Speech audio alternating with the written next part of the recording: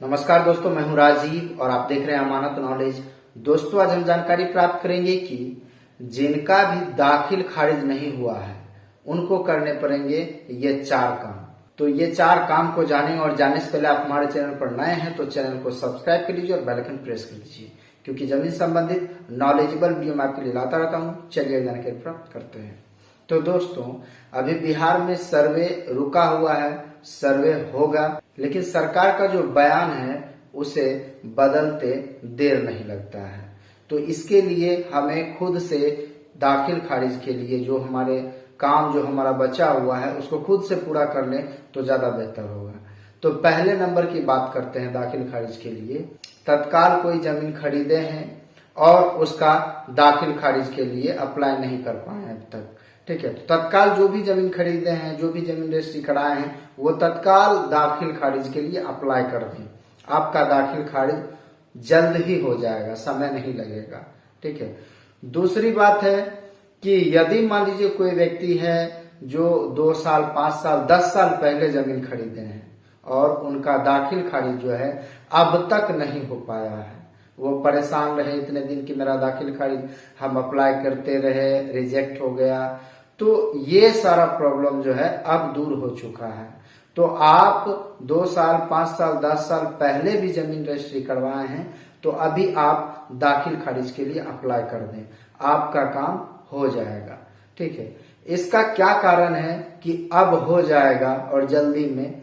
तो दोस्तों, इसमें जो है सॉफ्टवेयर जो है पोर्टल, उस पर कुछ अपडेट किया गया है। अपडेट उसमें ये किया गया है कि पहले दाखिल खारिज के लिए अप्लाई करते थे तो उसमें क्या होता था कि कुछ छेड़छाड़ विशेष नहीं कर पाते थे, मतलब जैसे एडिट करना या फिर मान लीजिए फिर से रिप्लाई करना, ऐसा एडिट करने का कोई मतलब था ही नहीं, कुछ ही नहीं था। लेकिन अब जो है ऑप्शन दिया गया है कि यदि मान लीजिए कोई त्रुटि होती है तो उसे आप कर सकते हैं सुधार।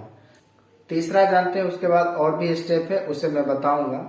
तो तीसरा ये है कि जिनके पास मतलब जो जानते हैं कि मेरे पूर्वज या मैं जमीन रजिस्ट्री कराया हूं लेकिन दाखिल खारिज नहीं करवा पाया और अब तक नहीं करवा पाया है, तो दोस्तों वैसे व्यक्ति को मैं ये कहना चाहूंगा कि आप जमीन का विवरण इकट्ठा करें और उस जमीन के विवरण के साथ आप अपने निबंधन कार्यालय में जाएं और वहां पर मुंशी कातिब से मिलके वहां से जो है आप उसका नकल निकालने का प्रयास करें।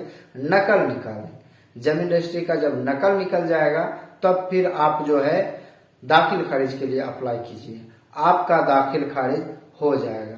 तो ये 3 तरीका है कि दाखिल खारिज आप करवा सकते हैं। और चौथा जो बात है कि इन तीनों को करना ही है जिनका जिनका नहीं हुआ है।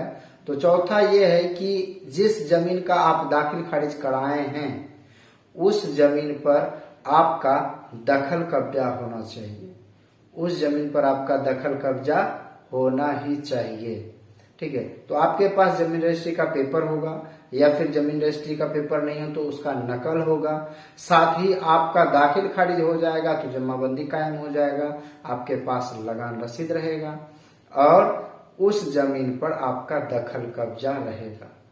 तब जो सर्वे करने सर्वेयर आएंगे तो आप उनके सामने 100% सही खड़े उतरेंगे। और इस बीच में सरकार अपना बयान बदल के कुछ भी बोल दे तो भी आपका कुछ बिगड़ने वाला नहीं है, ठीक है। आपका सर्वे होगा, आपके नाम से खतियान बनेगा, ठीक है। तो इस तरह से कोई दिक्कत नहीं होगी। तो दोस्तों, ये 4 काम जो है आप यदि कर लेते हैं तो आपका सर्वे हो जाएगा और आपका खतियान भी बन जाएगा। दोस्तों, उम्मीद करता हूं समझ गए होंगे। अगर समझ में आ गया तो वीडियो को लाइक और शेयर करना ना भूलें। मिलते हैं नेक्स्ट वीडियो के साथ, तब तक के लिए अलविदा, थैंक्स।